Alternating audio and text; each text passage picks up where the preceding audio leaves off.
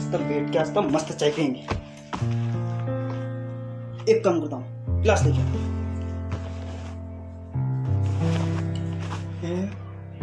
चाय तूने पी? मेरी चाय तूने पी है? कहेंगे ठीक है, शायद मेरे को दिखाना ही पड़ेगा।